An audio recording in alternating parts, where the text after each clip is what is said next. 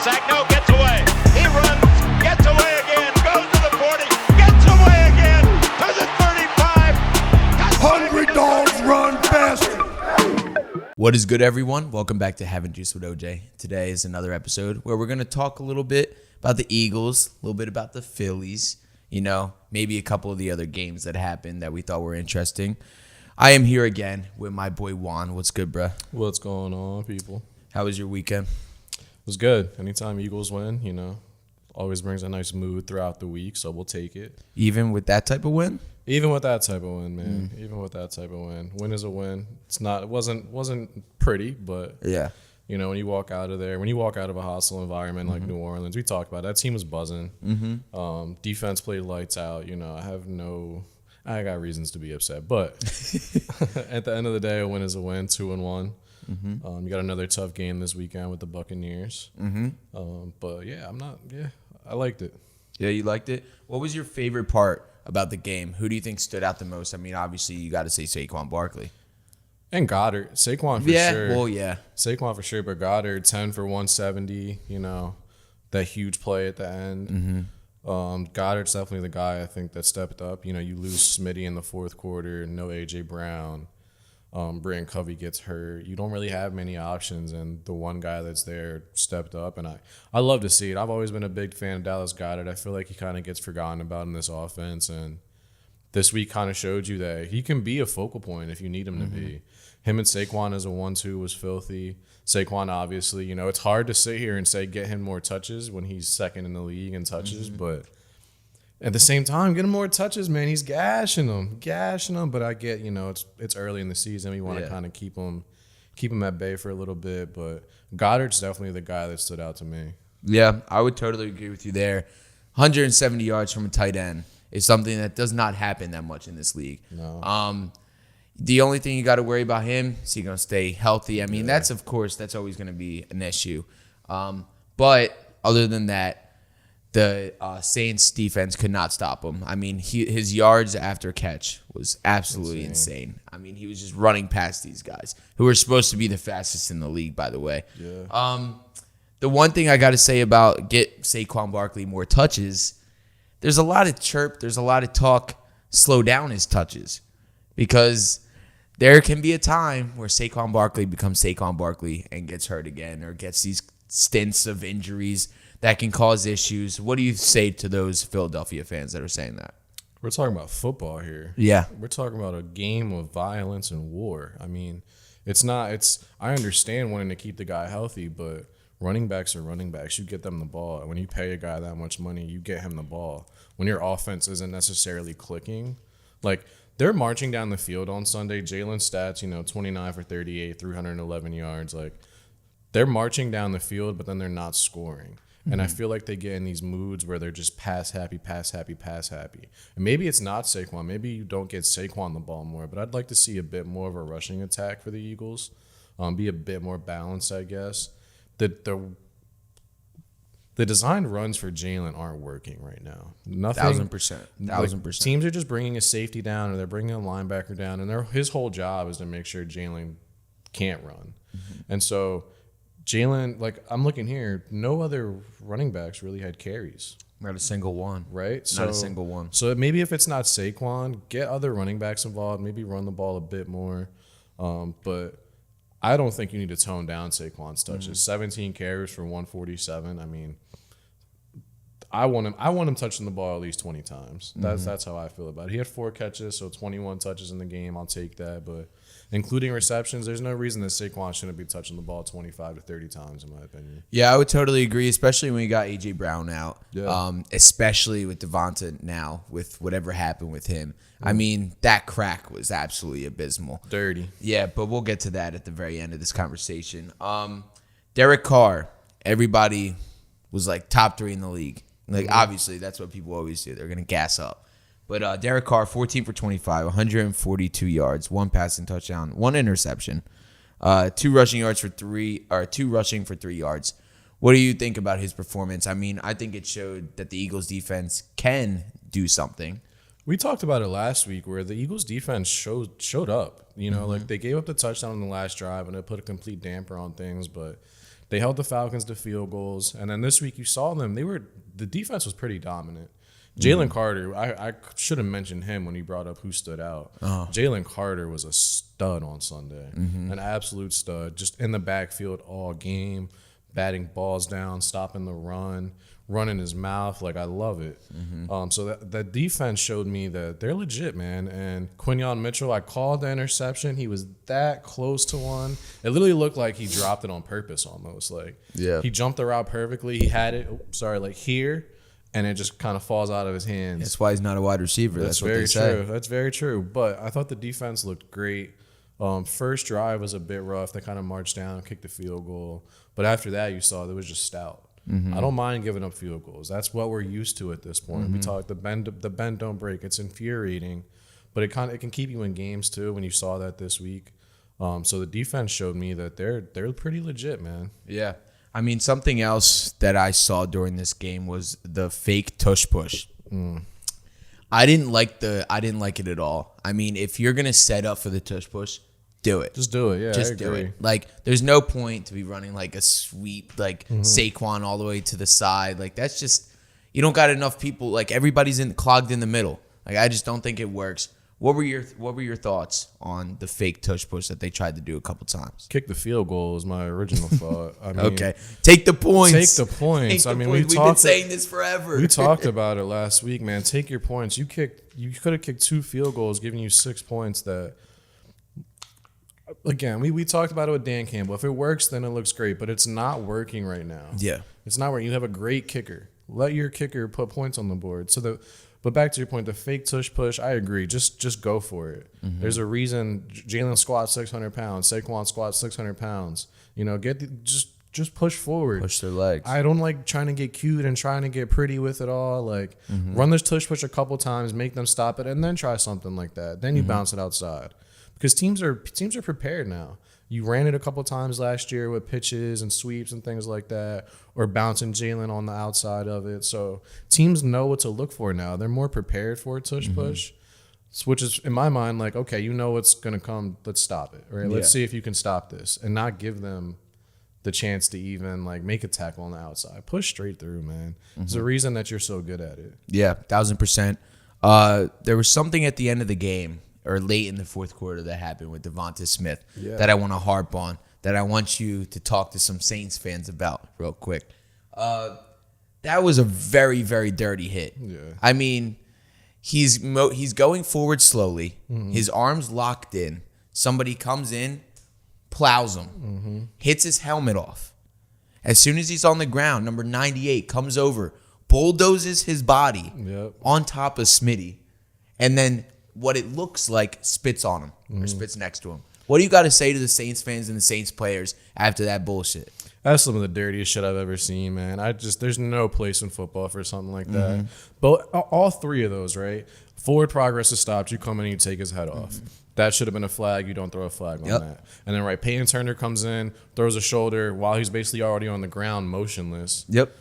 Even dirtier. And then you get up and you spit on him. That's disgusting. It's disgusting. And quite frankly, I hope we see them again. I hope they come to the link, and I hope Peyton Turner is standing right in front of me and we can just heckle the hell out of him, because that's some of the dirtiest shit I've ever seen. There's no place for that in football. And if there's no fine for that, then there's a serious, serious problem in the NFL, because it's just unacceptable, man. I totally agree with you. I mean, I'm thinking suspension on that. I mean, in my head, a fine doesn't even do it. These NFL players make enough money that a $50,000 fine is pocket change. It's $20 to us. Yeah. It's $20. Exactly, man. So, to me, I mean, those are very, very dirty hits. Those are dirty plays to be, especially when all the CTE talks have been happening all over the world. I mean, people criticize football in general, just the sport itself. That's why we took away how we do the kickoffs. Yeah. It's literally for CTE reasons, and then you go out and a player does this and there's no flags directly on the field right away. And then on top of that, we haven't even heard anything yet.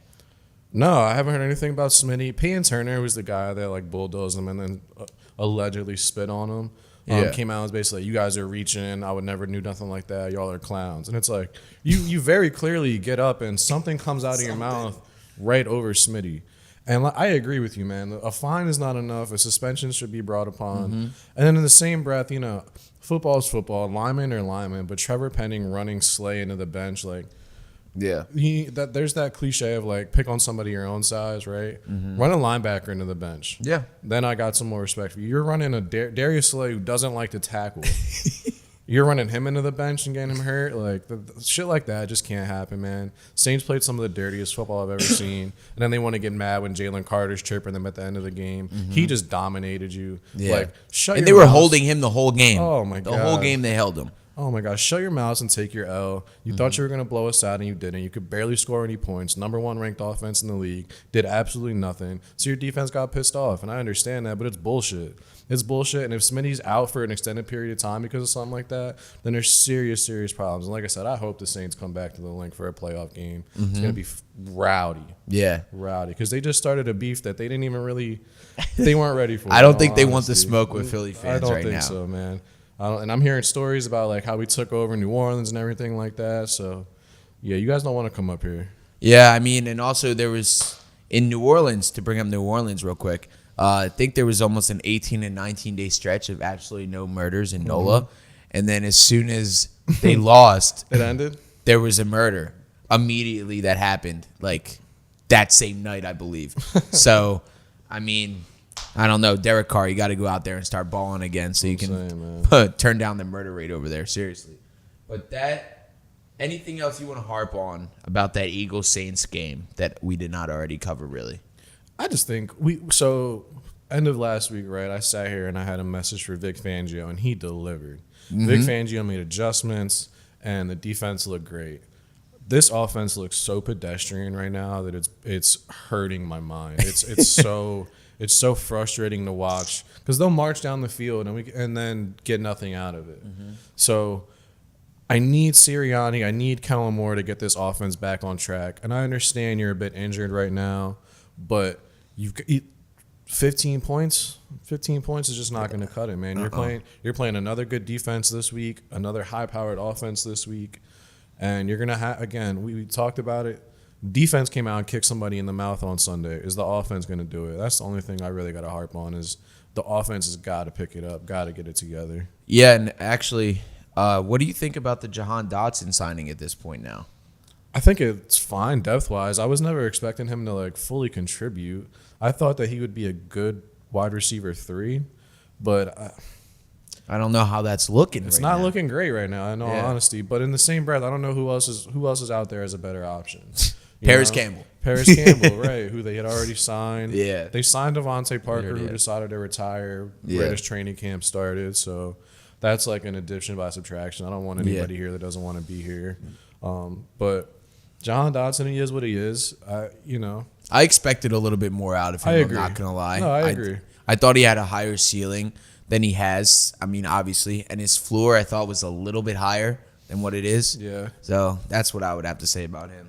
I hope he makes some adjustments. And I hope the offense, I mean, if you're going to be without Smitty, he's going to have to be your number 1 receiver. And he's shown you that he can do it. He put up maybe not 100, close to 100 on the Eagles last season. So he can do it. It's just a matter of, like, getting him more involved, getting him more acclimated, I guess. But, yeah, it's not looking great right now. Yeah, so that is some Eagles talk. A lot to unpack right there. One other thing happened in Philly that was pretty exciting yesterday. The Phillies secured the first NL East crown since 2011.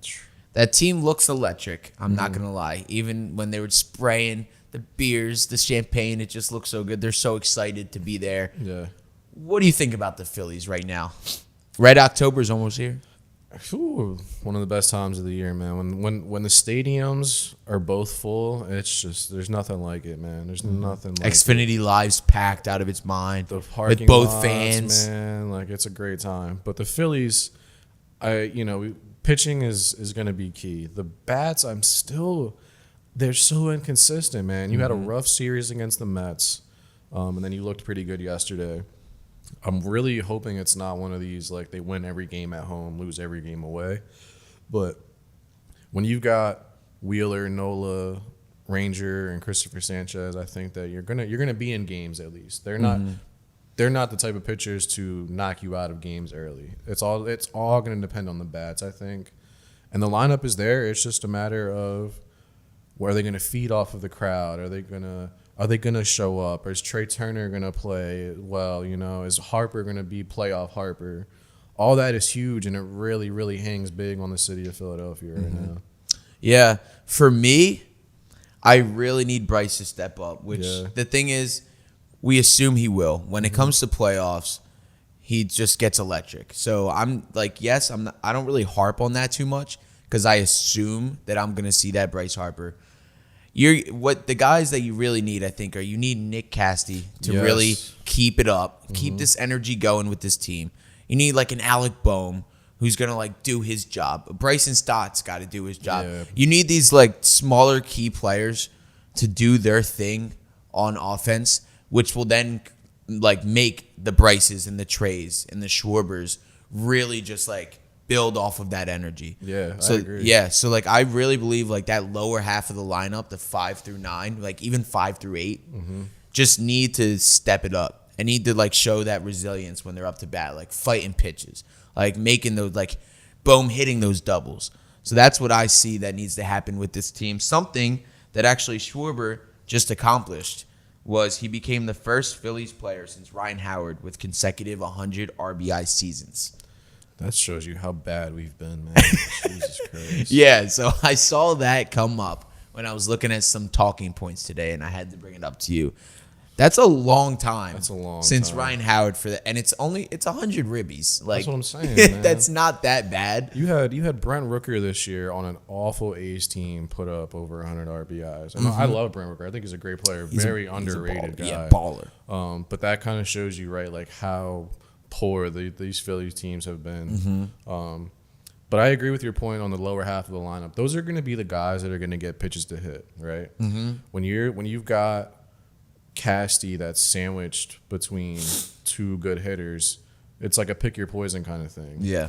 Bryce, they don't want to pitch to Bryce in the playoffs. They're not going to want to pitch to Schwarber in the playoffs. They're probably not going to want to pitch to Trey Turner in the playoffs. So these guys that get opportunities to get good pitches to hit, they've got to take advantage of it. The main guy that you brought up is Stott. I think Stott is going to really have to step it up and at least be that get on base guy. Right, I just need you to get on first, maybe get on second, so when we flip the lineup around, you're out there. You've got some speed. And then another guy that I just want a little bit more of offensively, and he's, I'm nitpicking here. He's been pretty good this year, but Rojas. If Rojas can give you something offensively, then this team just looks that much better. When that 9-hole can flip the lineup around and get our good hitters up with somebody, like I said, on first or second or third, whatever it is, then you're set up for success. But when you're not going to be really winning games 1-0 in the playoffs. You know, like it happens, but it's not how you want to win. Yeah. Right. You don't want that the Schwarber to lead off the game and then nothing else after that. Everybody's got to get on base. That bottom of the lineup's got to produce because that's how they got to the World Series a couple years ago. Marsh and Stott were on a tear that year. Yeah, I would totally agree. The one thing I got to say right now about just MLB right now, NL West, they've got the best hitting. Man, the Diamondbacks scary again. Yeah, I was about to say the Diamondbacks are going to be a scary team to go into the playoffs right now. I would also say there's not really a hot team in baseball right now. And that's scary because going into like the playoffs like this and what we've seen happen in the last couple of years is a wild card spot.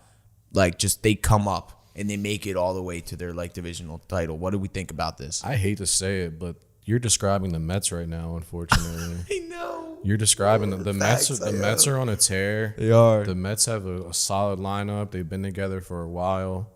And they played like shit at some points in the season, bro. Like shit. But September, like they are picking it up right now, and I could see them being that Diamondbacks or that Phillies team from a couple years ago that is just on a roll and gets into the playoffs and just keeps it going. Another team is the Padres for me. Yeah, and we just talked the Diamondbacks, man. Their lineup is insane. Yeah, their lineup is insane. They are fast.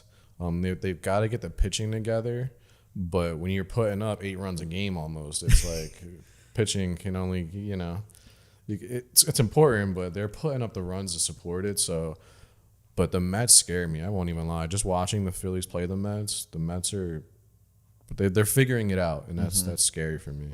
Yeah, I would definitely have to agree with that. The Mets series that you guys just had against them was pretty abysmal. It's definitely not what I expected to see. Yeah. I mean, the Phillies were expected to clinch. In New York. Yeah, in New York. So things like that definitely are tough, especially when Red October is right around the way. Beautiful. I mean, I'm excited. My team though, Juan. Mm-hmm. The Yankees. We've got to harp on them a little bit right now. Juan Soto and Aaron Judge, two of my favorite players I've ever seen come on and put on the pinstripes in the Yankees uniform. Obviously, you're talking about Derek Jeter, Alex Rodriguez, all that. But recently, those are my favorite two. Aaron Judge has not been that hot. Have you watched any Yankees ball recently? Not watched, but I'll follow a little bit. And I haven't heard his name in a while. Yeah, it's been tough. He was expected to tie his home run record. I don't know if that's going to happen. It's been a little slow for him. But they got Garrett Cole going into October. He can do some things. But the relieving has been absolutely abysmal. Yeah. They threw Marcus Stroman into the bullpen, which surprisingly, he does not care. He was like, oh, I'm fine with it. I don't have any ego anymore. We'll see how long that holds up. Yeah. Because Marcus Stroman has one of the biggest egos. Yeah. Yeah. But I'm excited. I'm excited about some playoff baseball. Other than the Mets, do you have any other teams that you think are a dark horse? Looking at standings right now, if we're looking at like the American League wild card, Detroit? Yeah, Detroit's in the playoffs right now? Detroit sneaked in the last couple weeks. Wow. They went on a crazy win streak. Wow, good for them. Mm-hmm. I don't know, the American. I think we're gonna have a National League World Series winner this year. Yeah. The American League, I think, is top heavy. You've got the Yankees and the Guardians. We talked about it like halfway through the season about how I said, you can't knock out a team like the Astros. They were horrible to start the season. But I am always scared of the Astros. 85 and 72 now. They're going to win that division. That's a team that no matter what, I feel like you can't knock them down. But coming out of the National League, the Phillies, the Mets, and then Diamondbacks, maybe it's just some bias after watching them beat us last year, but that's a team that they feel like they play well together, similar to the Phillies, and they just put things together and they go on these runs. Ketel Marte, man. Oh man, that man's. If I wasn't a Yankees fan, would be my favorite player. I love Ketel Marte. I love me a good switch hitter. Position versatility. You can go play wherever you need him to play. But I think we're gonna have a National League World Series winner this year. Interesting. Well, I think it's gonna be Phillies Yankees there, and we're gonna have to be traveling back and forth from New York to Philly. Question for you. I was watching yesterday Buster Olney talking about Soto, and Michael Kay asked him if he had to make a prediction right now where he would sign, and he said the Mets because he's going to take the most money possible. What do you think about that? I have heard that before. That's not the first time I've heard them bring that up ever. It really depends on the playoff run, in my opinion. I really think it comes down to how far the Yankees get. If they get almost to the World Series, like even if it's just their division, he's staying. He's staying. The atmosphere. Yeah, he's gonna stay. He's gonna fall in love with it. I think him and Judge have a really good connection.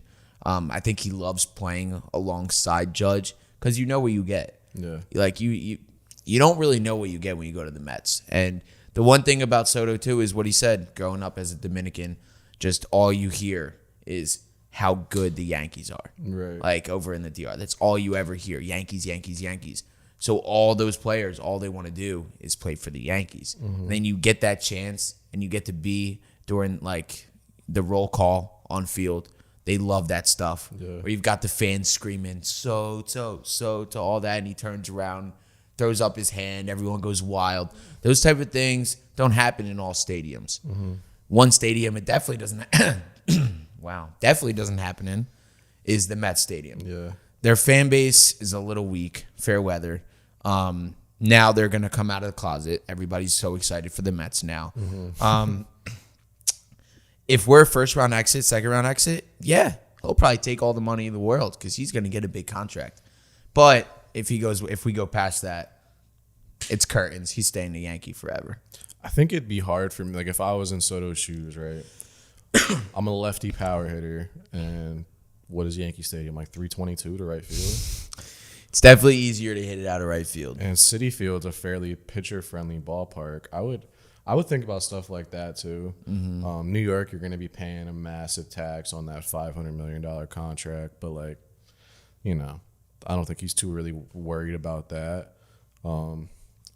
If I was Soto and you gave me the option right now, no playoff run, no nothing of Mets or Yankees, I would stay with the Yankees. Yeah, I mean, you're also just talking about facility-wise. You're just talking about the money that gets thrown into your organization.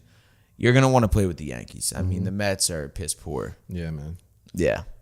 Do you got anything else on baseball or a little bit on football that you want to talk about before we wrap up? I got some football stuff. What You about got your something? Vikings, brother? See, I wasn't even going to bring them up because you're going to get me all hype over What here. about your Vikings, man? 34-7 against the Texans, a good team. Everybody was not expecting that to happen, obviously. Like me. I was not expecting that to happen. We look great out there. The Texans, I thought their defense was going to eat us up. I really did. That obviously did not happen. I got to go to the box score real quick to refresh my memory of what happened because it was absolutely amazing. Aaron Jones had a great game. Yeah, he did. He showed us why we grabbed him from the Packers, the cheeseheads. Absolutely hate them. 19 rushing, 102 yards with receiving 5 receptions, 46 yards, and a touchdown. That was just exciting to watch. I needed something from him. I mean, Ty Chandler had more touches than him last week, so I was like, I don't know what we're doing right now. Give it to the guy that we just signed. Well, it showed me why. Absolutely dog. Sam Darnold, he only threw 181 yards, but my man's had 4 passing touchdowns. And he spread the floor. He spread the floor there. You got Justin Jefferson, 6 receptions, 81 yards, and a touchdown. Jones obviously had his touchdown. Naylor, 3 receptions, 31 yards, and a touchdown. And our backup tight end, Johnny Munt, he had 1 reception, 2 yards, and a tutty. So I'll take it. The squad looks great. Am I worried that it could fall off? Yeah. I mean, once there's more film that happens on teams, we talk about this all the time. Once there's more film, you can game plan better and you can shut them down. The one thing I will say is our defense has been the best thing that we've seen in a while. Phenomenal. Like, in a while. Brock Purdy even went on saying that Brian Flores' schemes, we talked about this, just have been absolutely crazy. His, like, faking blitzes and then his real blitzes both look the same. So that's what's really good. That's probably my favorite thing about our team right now because, like, yeah, we know we have like weapons on offense and all that. And Sam Darnold, all you got to do is go out there and just like execute. Yeah. Just execute the simple things. Be an average quarterback. The defense got to keep showing up. Injuries obviously need to stay away. I did not think that our defense was going to be that legit this year. I heard ESPN talking about a potential title run. So, hey, I mean, there's no top-heavy teams right now. But the Vikings making a title run with Sam Darnold would absolutely make me go bonkers. I mean, holding this Texans team to 7 points is commendable no matter what. Stroud, 20 for 31, 215 yards, tutty, 2 interceptions. I'll say this as an Eagles fan with Jalen Hurts, who can sometimes struggle to read defenses, and he's been good against the blitz this year, but a matchup like the Vikings or the Brian Flores DC that's just going to mix looks up and confuse them. It worries me as an Eagles fan in the long run because you can see, I mean, you see Stroud look uncomfortable out there. They didn't have a 100-yard receiver, which on that team they almost always do. He was just half of his receptions came to Diggs. So I'm impressed by the Vikings. I just wanted to bring that up. I think that they look pretty good. Offense looks good enough to get by. 34 points is always going to. With no Jordan Addison either, and no T.J. Hawk. Hawkinson. And Darnold is playing well, but it's still Sam Darnold. You weren't expecting Sam Darnold to come in and be like this good this year. So yeah, I just wanted to give the Vikings some flowers, man. I appreciate that, man. I mean, I think he's the top MVP candidate right now at this point. Interesting. Sam Darnold for MVP, boys and girls. Please. Anything else you want to close out other than giving me my flowers on the beautiful Minnesota Vikings? Oh man, I gotta hate real quick. 49ers, L. Cowboys, L. Dak, we talked about it a couple times. Got you your empty, they call it empty calories some places where you're just, he threw the ball 51 times and they were down 28-6 most of that game. 380 yards, 2 touchdowns. You'll take it fantasy-wise, but none of that really mattered in the end. He's a top 5 quarterback in fantasy. Of course he is. All from garbage stats. And then the 49ers, 1-2. We love to see that. That's a team that just looks kind of confused and lost right now. I don't really know what's going on with their offense. They lost Debo. Ayuk's not really doing it. Jawan Jennings, I mean, that stat line was crazy. Hat trick. 11, 175, 3 touchdowns. First player to do that since Jerry Rice. And they've had some good receivers on that team. I'm interested to see where the 49ers go. I still think that's a very talented team. But love a weekend. 2 weekends in a row where we get L's from the 49ers and the Cowboys. And then one more thing. Jaden Daniels looks really good. He looks way better than Caleb, I'll tell you that. Yeah, he does. Eons better. He does, and that's a scary sight as an Eagles fan. Cliff Kingsbury, he's one of those guys that I think his offense looks great now, and then like we were talking about, film kind of starts popping up, and he doesn't adjust well to teams adjusting to him. So we'll see how that kind of goes. But Jaden Daniels made some basketball. Jaden Daniels made some really nice throws yesterday. Made some great plays with his legs. We'll see how sustainable that is, like all dual threat quarterbacks. I think he had 3 passing touchdowns and he only had 2 incompletions. Ooh. Yeah. Yeah, he did. Yeah. 21 for 23, 254. Yeah, that's a dog right there. That's a dog. And people questioned his arm. Everyone said, "Oh, he's just gonna run." Like he's running a college offense. That's what they were saying that they were doing over there. Threw a 55-yard bomb. Some beautiful balls too, like some just in the bucket balls to Terry. Terry coming out game this year. That was huge. Terry's one of those guys that like, I feel like he would have just been so much better on a team. Like throw him with Josh Allen. I want to see something like that. Throw him with like a really good quarterback and just let him really work, because he puts up crazy numbers and crazy consistency with a quarterback carousel. I saw a graphic earlier today with like all the quarterbacks that have 11 quarterbacks that have given him a completion, and it's like, man, get this guy some consistency, because he's legit, man. He's a great receiver. Yeah, I would totally agree. Commanders take the division this year? Not at all. Not at all? Not at all, no. You think they could be in second? I think they could be in second, yeah. If the Cowboys kind of stay what they're at right now, the Cowboys besides CeeDee, that offense is atrocious. Terrible. Besides CeeDee Lamb, that offense is bad. Zeke is washed. Rico Dowdle's not great. Dalvin Cook's I haven't even seen him on the field. Nope. Brandon Cooks is whatever. Ferguson was a bright spot, but that's because you don't really have to worry about anybody else. Like you just focus on CeeDee, let him get his little catches and his yak, but that offense looks pretty bad. The defense just getting gashed by the run. The Ravens threw the ball, I don't even know how many times this weekend, but not a lot. And so the Cowboys got some things to figure out. Giants looked pretty good this week. Neighbors looks like an animal. Neighbors is the number 1 wide receiver in fantasy right now. He looks like an animal. Yeah, he's on pace to have like 1,700 yards right now. Oh, yeah. That'd be interesting. So the NFC East is a bit more open than I thought. I thought it would be, Cowboys top heavy, top, and Giants and Commanders kind of rebuilding and figuring out who they are and what works and what doesn't work. But through 3 weeks, I mean, Eagles don't look amazing, Cowboys don't look very good, and then the other 2 teams look way better than we thought. So it's going to be a tight one. Yeah, I would totally agree. Commanders in the 2nd seed. I'm going to call it right now, 1,000%. Well, thank you guys so much. Like, comment, subscribe, what you think. How's Jaden Daniels? Is he elite? I think he is. Thank you so much, and we'll see you next week. In trouble. He's going to be sacked. No, gets away. He runs.